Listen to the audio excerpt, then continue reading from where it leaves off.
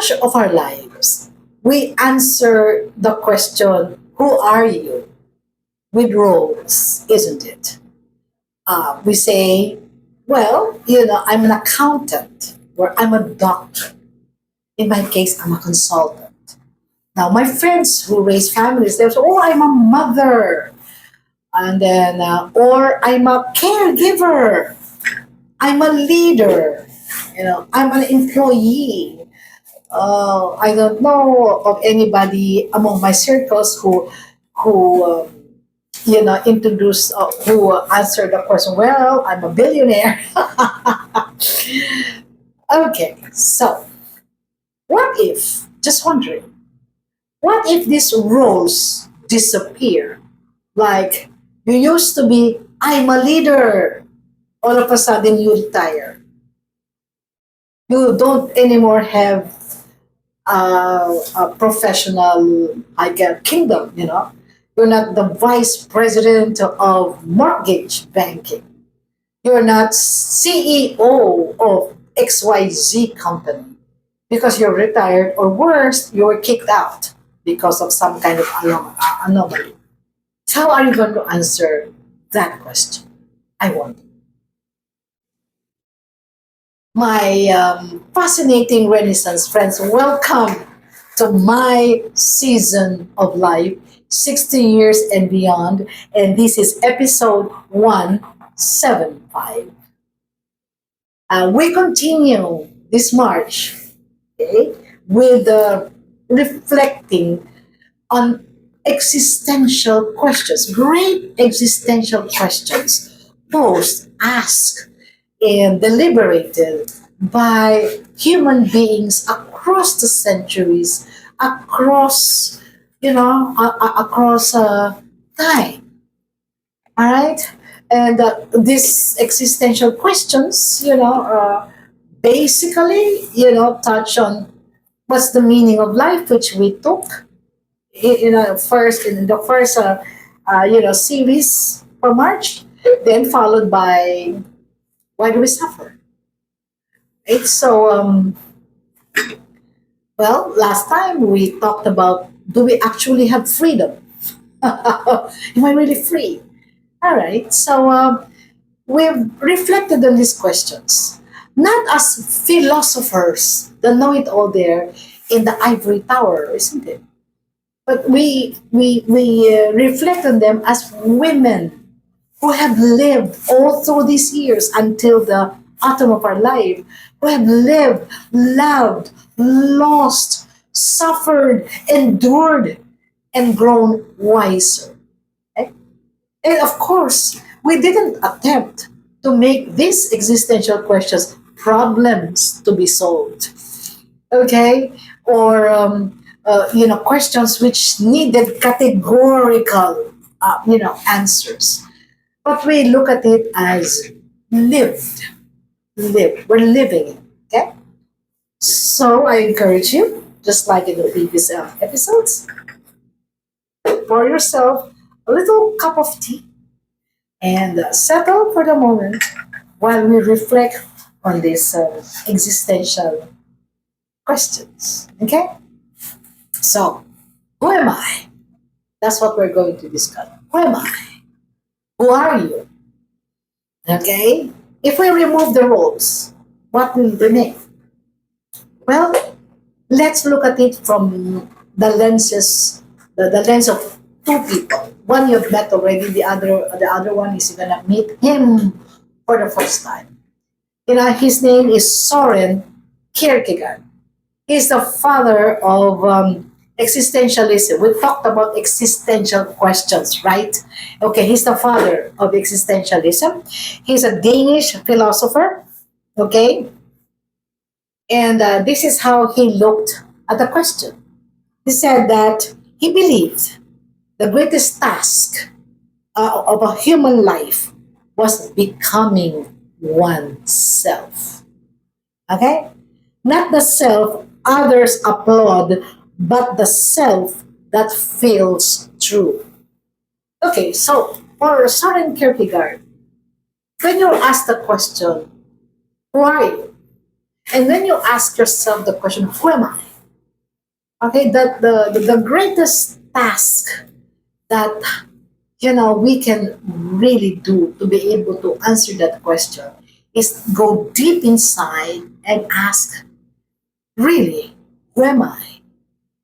Without the roles which are imputed to us by society. So we look at how we view things, our maybe mission, our traits, why are we like this, why we act like this, right? So that's what, he said, So there are many roles that we play in the, you know, in the seasons of life. Okay, many roles, but there's only one true self. So our greatest task, really, greatest challenge is finding who that person is. You may not come up with complete answers until we die. But just like Carl Jung said, it's a lifelong journey. Okay? Discovering who our real self is beyond the expectations and beyond the impositions that society has given us. Right? Now, talking about him, all right, Carl Jung. So he has something to say here. He said that over identifying with the persona. Okay, I talked about the persona last episode. Let me review so that we know where we're looking at. For him, there are four terms for realities. First is your persona, the mask, okay, that you wear, okay, for people to see, which is only part in the one that you want people to see, where you become someone you're not. Then you have the shadow, your wounds, the dark side of you that you do not want people to see. That's why you hide it with a mask. That's the shadow. And the lifelong process of trying to find out your true self is called individuation. Okay. So that's when he said that over identifying with your persona, the mask, the outside roles, that look very good on the outside, can cause us our true self because we may just believe the mask and we forget who our authentic selves are. What do we really want? What really makes us happy? And not just this is what makes you happy. Okay, I'll take it. This is who you are. Okay, I take it. Then it will cause us a lot of misery because the result of that is misalignment. We talked about that, isn't it? Suffering is really misalignment. Okay, trying to pretend someone who we are not. Okay, so we suffer from a lot of what? A lot of insecurities, right? And the most common of which is what they call imposter, okay, syndrome. We know we are not the person that we picture ourselves to be. That's a persona. That's our image. But in reality, we're actually this one. All right? So, what happens now? So, I ask you, really, I start with myself. What happens if those roles change? Worse, those roles are gone. And then it becomes very unsettling, isn't it? It's very unnerving. So when people ask me, Miss Malu, okay, introduce yourself. Okay. Or they introduce me, when I start a program, somebody introduces me. Okay, our facilitator for this program is okay, of course they do not read, my curriculum vitae, which is what, 12 to 15 pages. I hate them doing that.